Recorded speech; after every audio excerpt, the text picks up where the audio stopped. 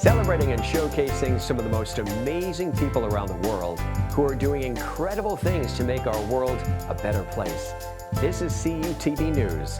I'm your host, Jim Masters. Today we spotlight Barbara Hardie, aka the Angel Lady.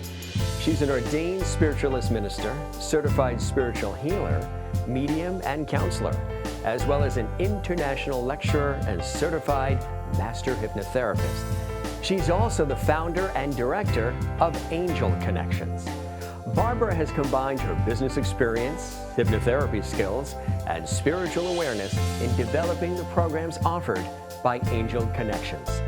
Her mission is to help individuals connect with their spiritual self. Barbara Hardie is also the award-winning author of Creating Heaven on Earth, and her third and most recent award-winning book, Darkness, Where Does It Come From? Barbara is currently working on her fourth book on the subject of miracles.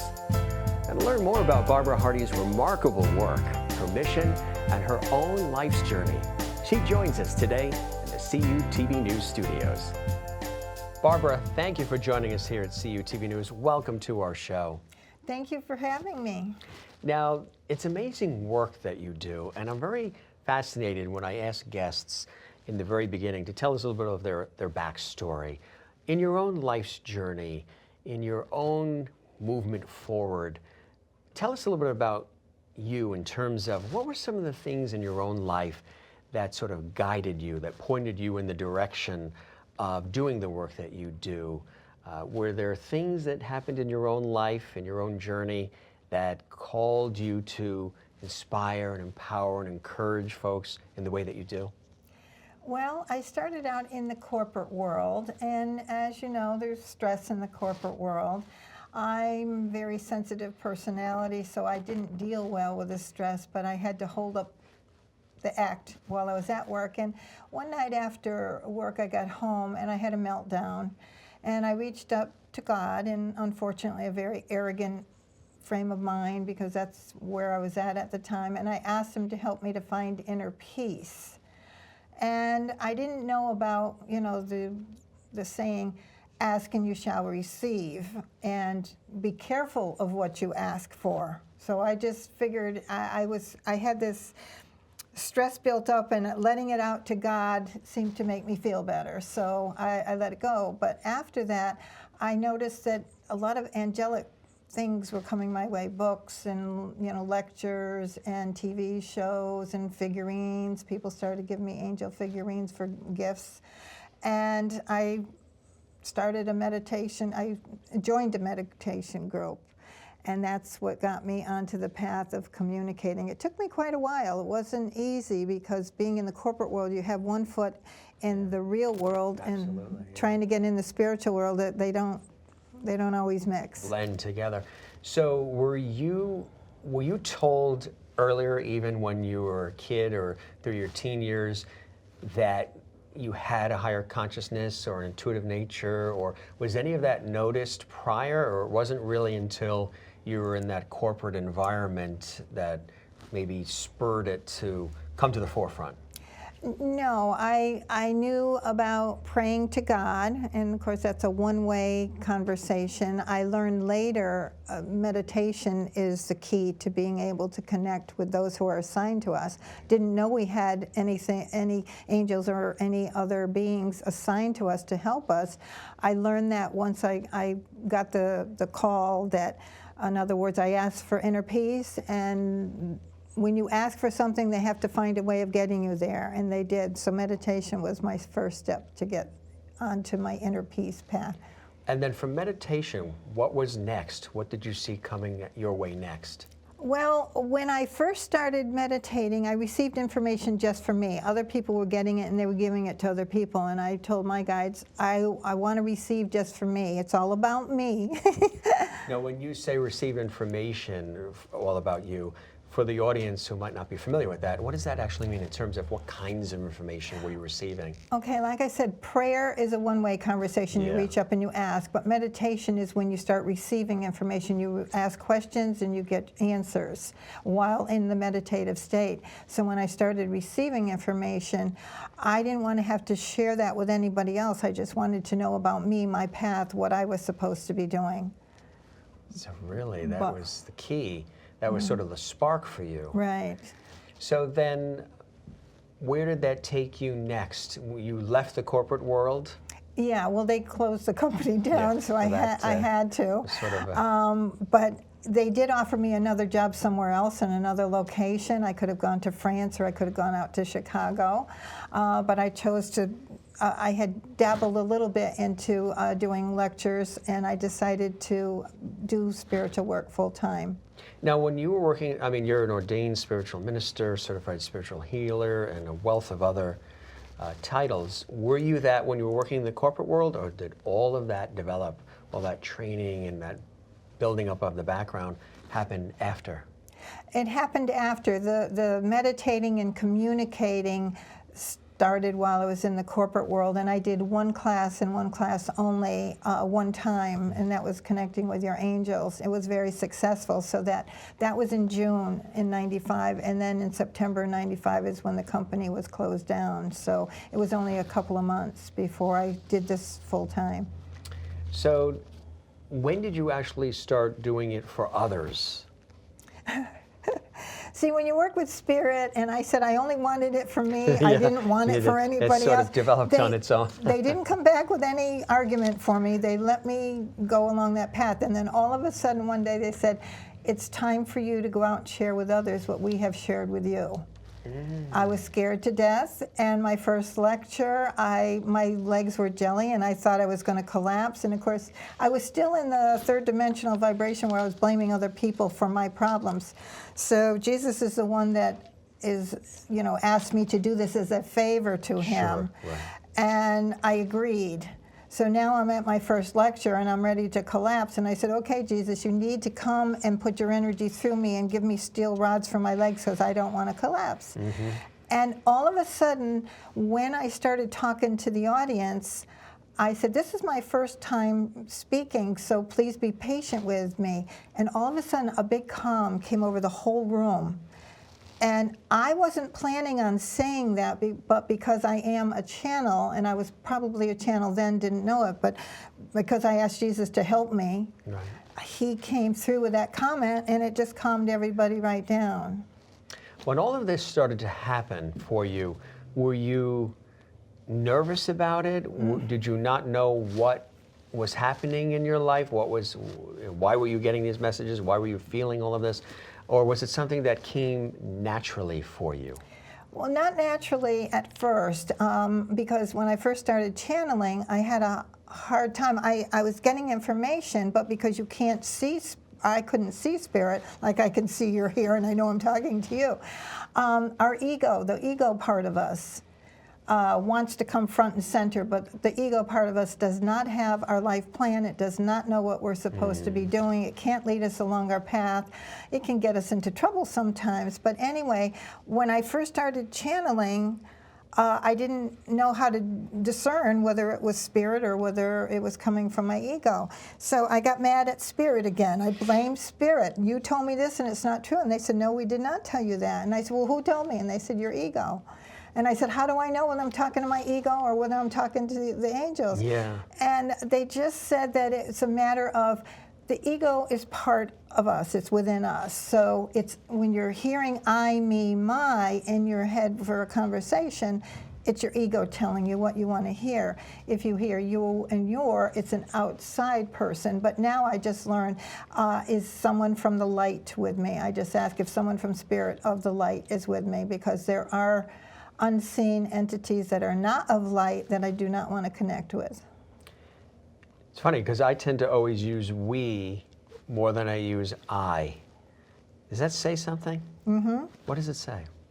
It says that your higher self is communicating with you. Really? Because the higher self, when we, well, I don't know if I should say this on TV, you can cut it out if you want, but you are an ascended master, so you are connected with your higher self. And when our higher self communicates with us, it's always in the we. It's always in the we. That's fascinating, because I had heard that previously, and I was always trying to, connect the dots to all of that. Why do somebody said, boy, you always use we as opposed to I, and I see things in a communal, like we talked about before we went into the studio today. I always see things in a communal way. It's sort of like in a universal way. Yeah. And that's part of that, huh? Right. Well, we have 11 parts to, other than the soul part that is within our physical body in this lifetime, there are 11 other extensions of us. So that's where the we comes in, acting as a whole. Can you explain how the angels are really able to make necessary connections in order to help us? How does that all work? If somebody's watching and they're not familiar with this, how does it work? Well, I don't advertise except my website. That's all I have. So if you don't know that I exist, you can't connect with me.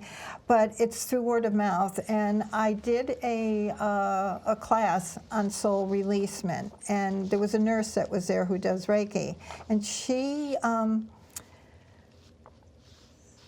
I said, you can use this in your practice. It will help your clients. Well, she didn't want to. So she had a client come to her that had a daughter that got really, really sick out in California.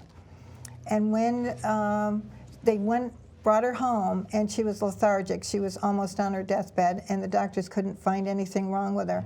Well, part of what I do is spirit releasement work, and that's when soul energy that is not your own attaches to your body. It can drain the life out of you. So that's what was happening with her daughter.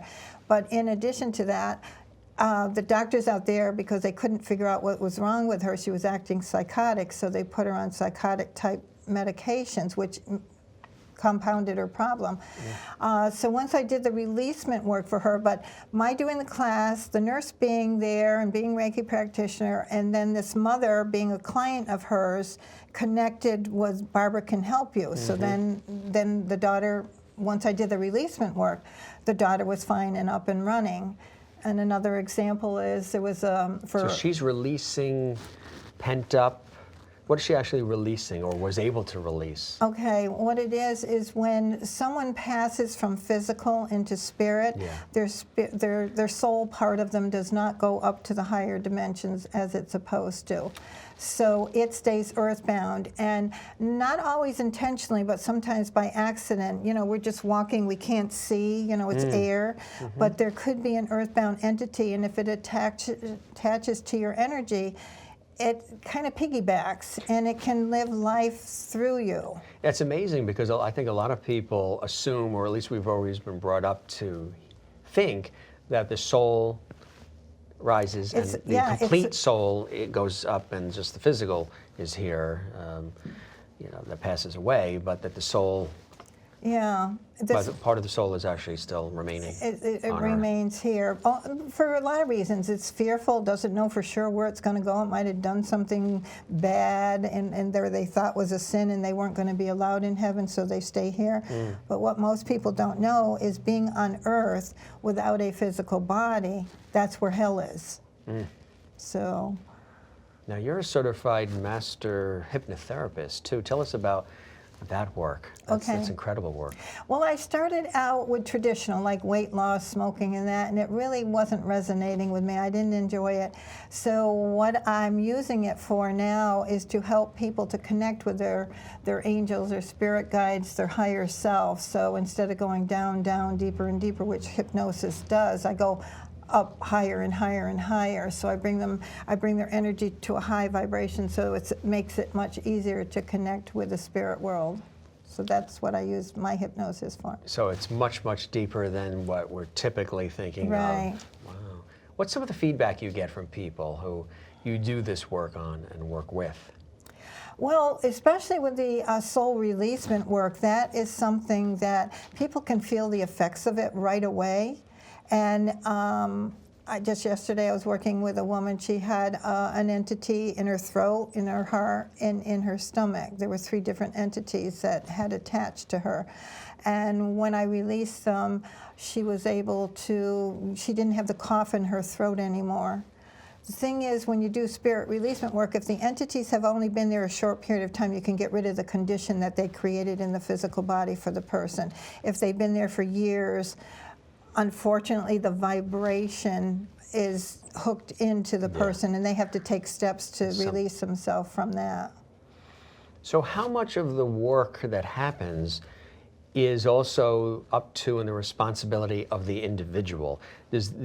Sometimes you may think that you just lay back and somebody like you is telling, what's supposed to happen and it just magically happens. But is there participation on the part of the person that's receiving? With the soul releasement work, no, mainly because I have learned that I have to wake up at 2, 3 o'clock in the morning, depending on the time zone where the person is that I'm working with, and I have to work on the releasement process while they're sleeping, because if they make an appointment to come to me to have the work done, the entities know, they have consciousness, so they know, and they can release themselves. And now when I go to do the work, there's nobody home, so I do it while the person is sleeping, and then I have guidance from up above to be the escort to take them from the person and bring them to the heavenly realm, wherever it is that they've earned a seat.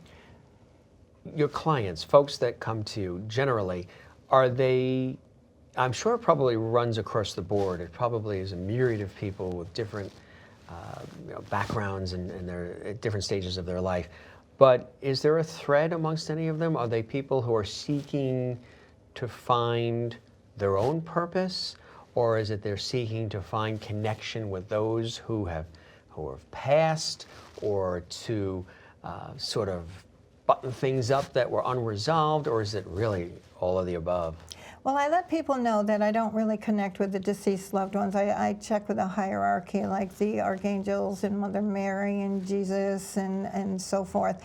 So it's all about them and what's going on in their life.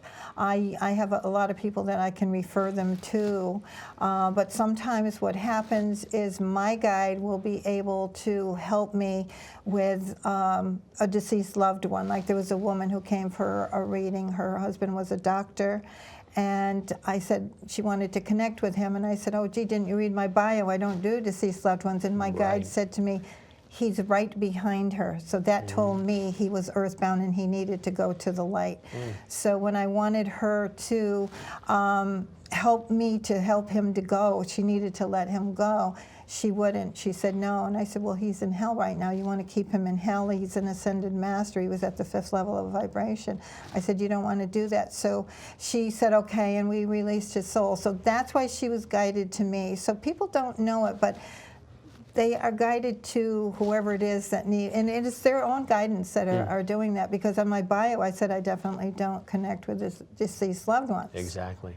But people may come to you thinking, right, but you can put them in the right direction for that. Ascended Master, you've mentioned that a couple of different times, Barbara. What is an Ascended Master? You, me. No, I'm an ascended Jim Masters, right? Yeah, I'm going to use an example of Jesus. It doesn't matter what religious belief you have, but there have been many. Buddha has been one, Muhammad, David. There's been who have come, and they've reached. It's just a matter of reaching the 5th level of vibration, and that is the Ascended Master vibration. But there are 12 levels within each dimension. So once you hit the beginning level of the 5th, you are in that Ascended Master vibration, and you see that life starts getting better, but the body goes through a transformation. The cells within the body, our body when we came in was carbon-based cells, and those cells, not all at once because it would kill us, but they explode, and it causes inflammation, and the inflammation causes pain in the body, but they're replaced with crystalline light. So we're creating a light body while we're here on Earth, and it's painful. Is that something, like you say, Ascended Master, is that something where the general public can pick up a certain vibe? Is there something you're giving off, or is it something that somebody as an expert as yourself would pick up a lot quicker and realize and connect to faster than the public at large? Well, if it has to be, becoming an Ascended Master has to be in your life plan. You had to put it in there either just to start on that path or to complete it.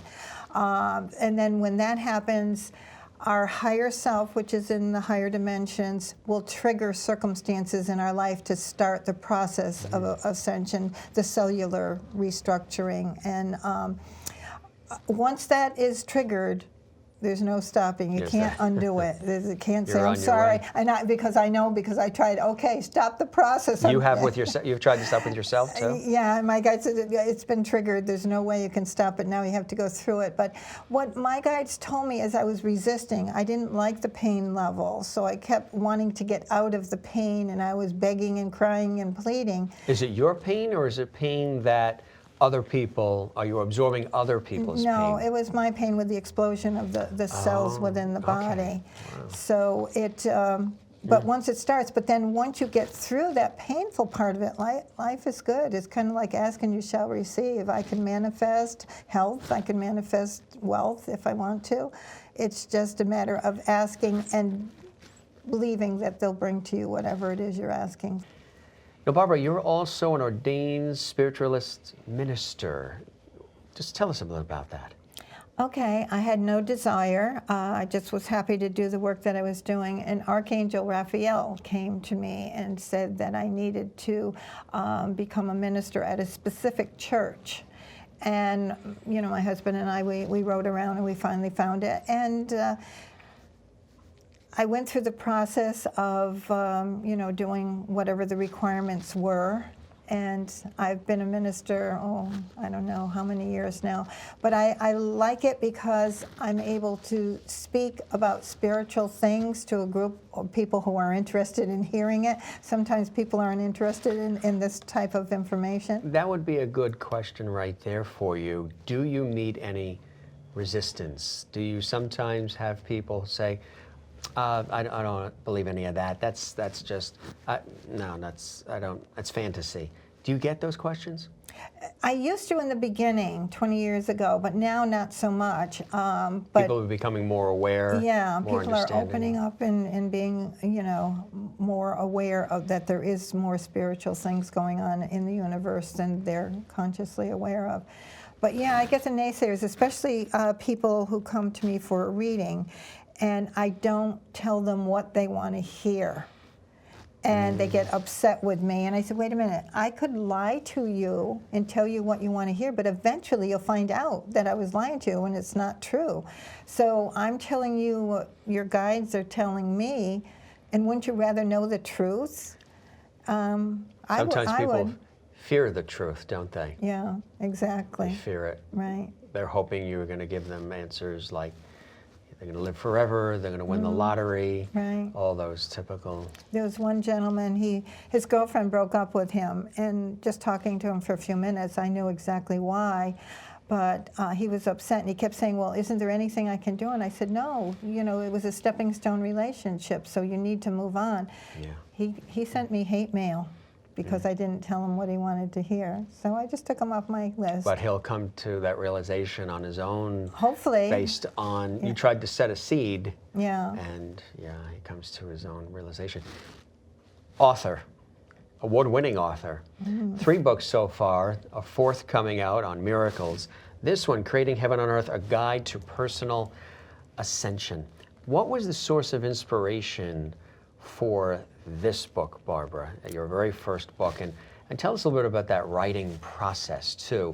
As a writer myself, I know one of the hardest things when it comes to writing and putting it all down on paper is the very beginning, starting, getting those first few words on paper, because you assert in the beginning such importance to every single word you write.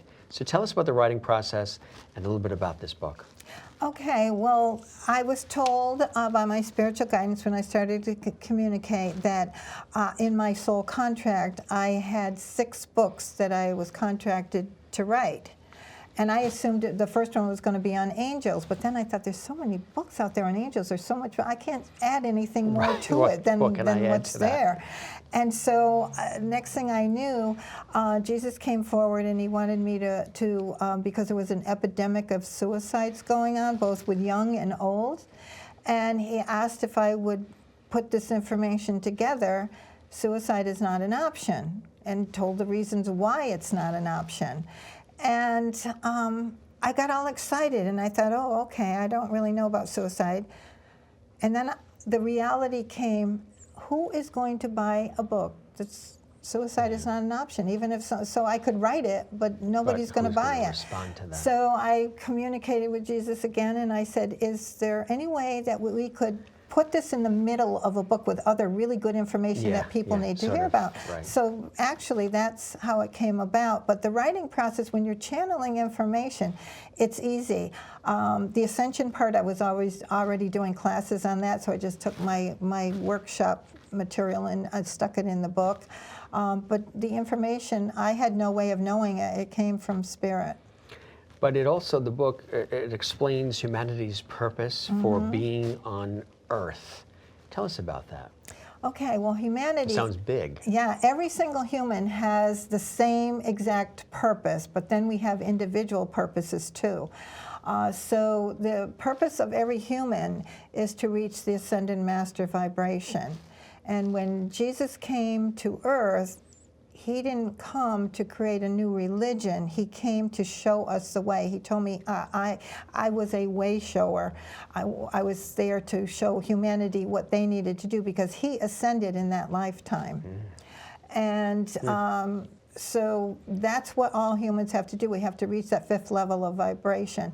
Once every single human has reached that level, the planet Earth will not self-destruct, but it will explode and become star energy. And star energy is much more powerful than a planet energy is. So the planet is growing as well as we are, but it's kind of like our home away from home. So creating heaven on earth, I mean, it's a great title. What do you hope people get out of that book? To know that it's our responsibility. That's why humans were created and the planet was created, for us to bring the vibration from the higher dimensions to a lower vibration, because the Earth was created at the 3rd dimensional vibration. We're definitely anchored in the 4th, and we're on our way almost fully anchored into the 5th dimension. So once every single human has reached that Ascended Master vibration, there'll be no purpose for the Earth to be here for us to grow anymore. We've reached our potential. What I like about your writing style too, Barbara, is as the reader, you don't have to be an expert and be super knowledgeable on all of what you're talking about right now to get through the book, to understand the book. When I read the book, I really absorbed a great deal, but I didn't need to be an expert or, any of the things that you are in order to just to be open and able to receive. And I think your writing style is terrific because, again, it could be for the layperson, for somebody who maybe isn't understanding of all these different elements or components, but can still receive and absorb a lot from the actual text. Well, I've had 2 Catholic nuns that have read it, and they said they love it, and I didn't want to sell it to them because of the stuff that's in there. Well, once you've got the thumbs up from the nuns, you're golden. Well, I don't know if they would share that with the public, but the thing is that one of them said that she keeps it on her nightstand next to the Bible because there's stuff in there that the churches don't tell you. Yeah, sure. And sure. But I was glad to, get a positive review instead of the negative. From the nuns. Now, your next book, also award-winning, is Soul Releasement, Assisting Souls into the Light. This is another incredible book. Tell us about this. Okay, well, that came about. I was going to do an ebook because I didn't think there was enough information to do a hardcover book. So what it is the soul releasement work that I do. In other words, if a soul is earthbound, a ghost activity in your home or something, getting them into the light. Paranormal, which we're hearing so much about these days. Oh, yeah, there's so many shows on TV about that. Paranormal activities. It's a self-help book to tell people the process to go through that Spirit taught me how to do. And not only the earthbounds, but if they're attached to your energy or someone else's energy, how to release them. And all the energy workers really need to know how to do that, because what happens if they've got a client that has entities attached to them, when they're working with that client's energy, the entities release from the client, and who do they come to? The practitioner. So they need to know how to do it, not only for themselves but for that. And also the resting area, I talk about Whitney Houston's suicide. She admitted it was a suicide. But not only did she commit suicide, she stayed earthbound. She attached to her daughter. She went to the resting area, and then she got out of the resting area. And this was all with the help of Jesus. Jesus worked with me to help her to release her from the daughter's energy. And then, matter of fact, she came to me the other night. I was reading the book on for Kindle. Yes. I was reading, and I was getting to that part of her part. Because these books are available on Kindle, too. We want to let folks know. Yeah. Kindle as well. And Amazon. Yeah. And, so you're at her part. yeah, I was on her part, and I was reading it, and she came to me, and she was telling me how proud she was of me. But for the book, she gave me all the steps as to, you know, what it was like to be earthbound. And then she didn't deliberately attach to her daughter, but she seeked her out, and she found her, and she went to give her a hug with her spiritual body. So is Jesus the conduit of all of this? He's the one who taught me how to do what I do. Now, does the person that you're doing the work with have to believe in Jesus or be connected with Jesus or any of that in order for it to effectively be received by them? No.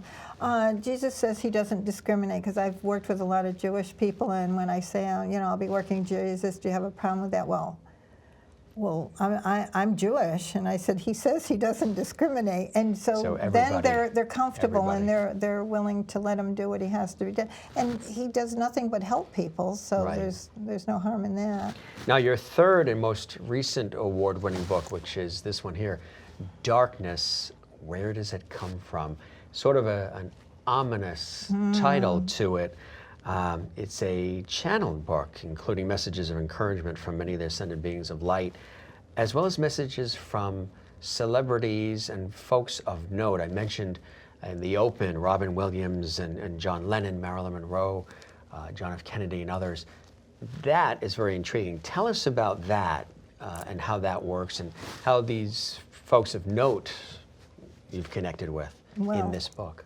Okay, well, that, when Spirit gave me that, now Jesus orchestrated that whole book, because I wasn't doing classes on that. I really didn't know all of the stuff that was going on behind the scenes, but he felt that it was time for humanity to know. And he's the one who made the arrangements. He went around in the higher realms, and he asked these individuals to come forward to give me a message for the book about their death. Okay, so these weren't people that you sought out or fan of or appreciated. They came to you. That's incredible. But he orchestrated it on the other side, because John Lennon, I was with this gentleman who was doing a concert with flutes, and he was channeling not only John Lennon, but George Harrison's music. And I thought, oh, well, you know, maybe if he's channeling, maybe John Lennon is here. So I mentally reached up and I asked John Lennon, are you in the room here? And he says, yes, I am. And I asked, would he be willing to come forward at some other time and give me a quote? He said, your guides have already arranged that. So he came forward. But you know, there are so many other people that have been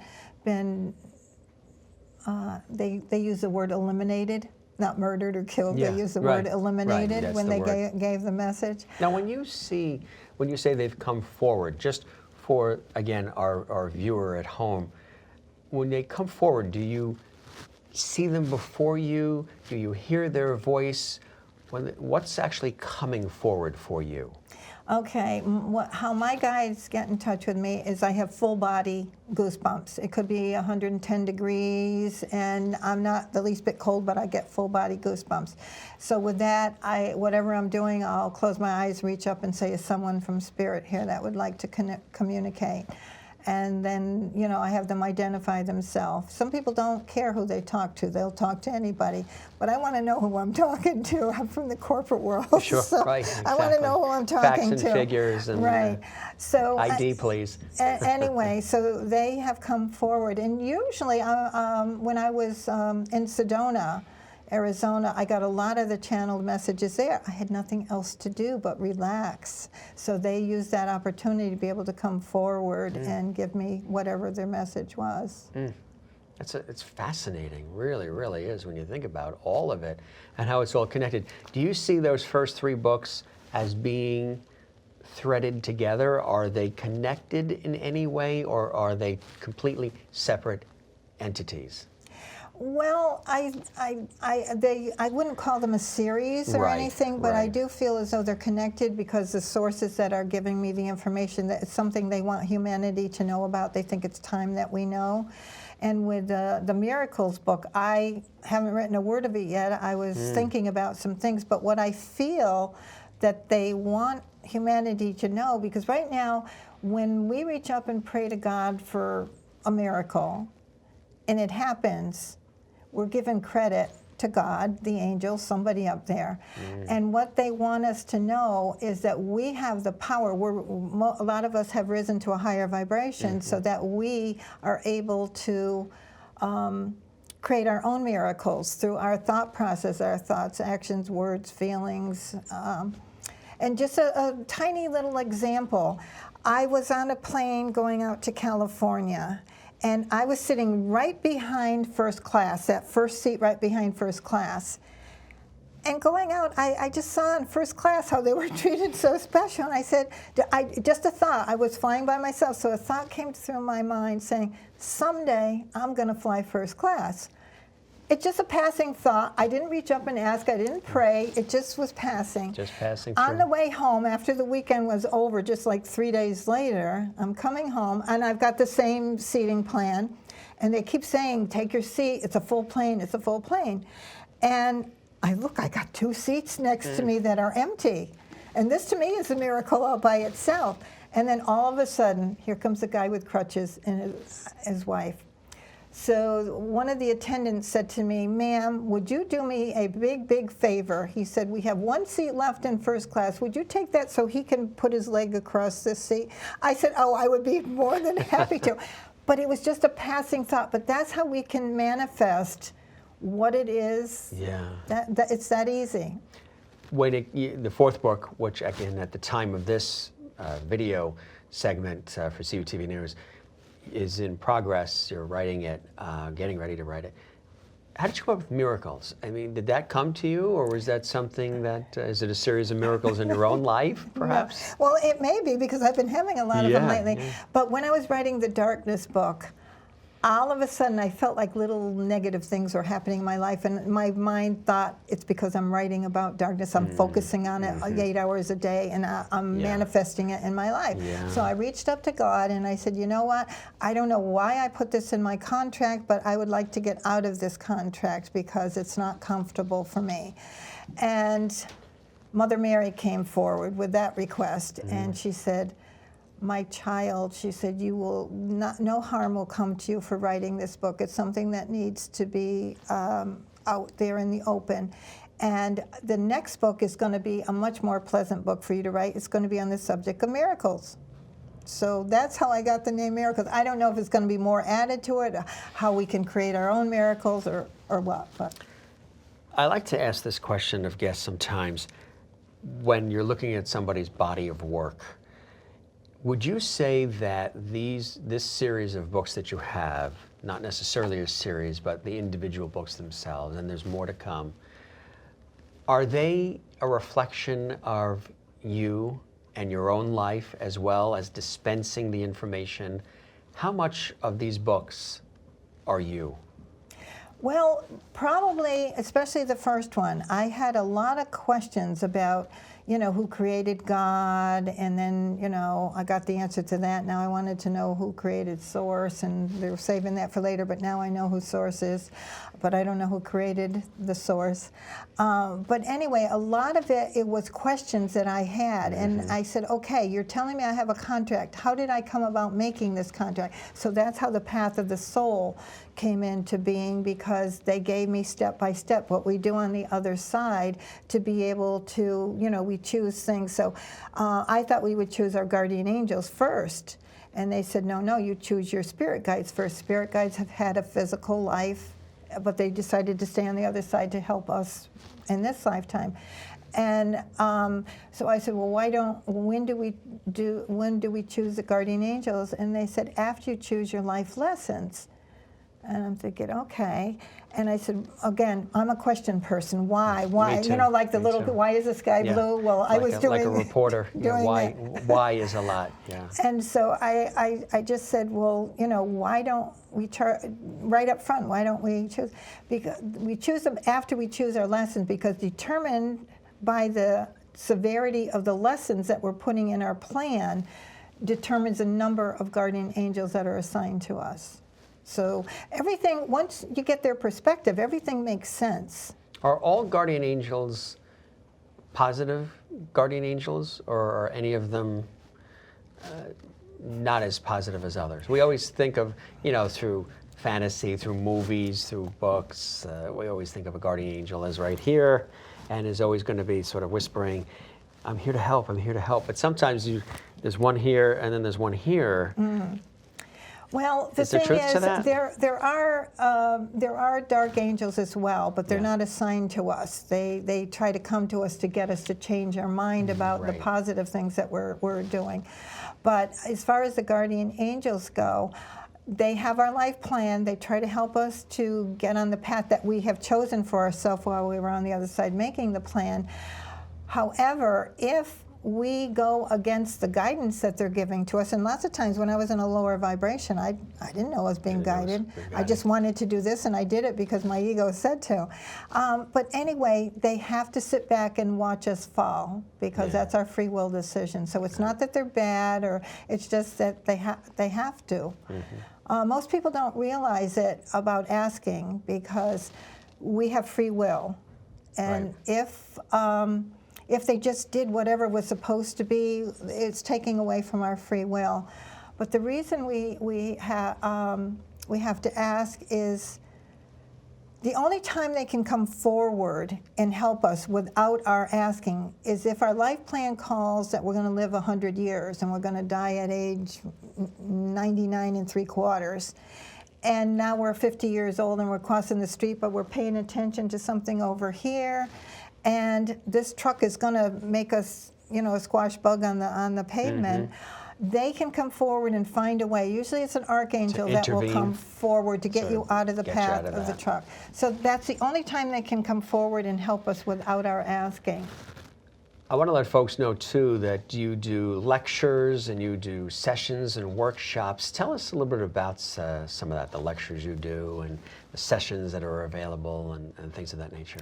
Okay, well, I do. I started out with connecting with angels, and then it went to healing with the angels and manifesting with the angels. And one thing I found interesting about healing is if we have a condition in our life plan,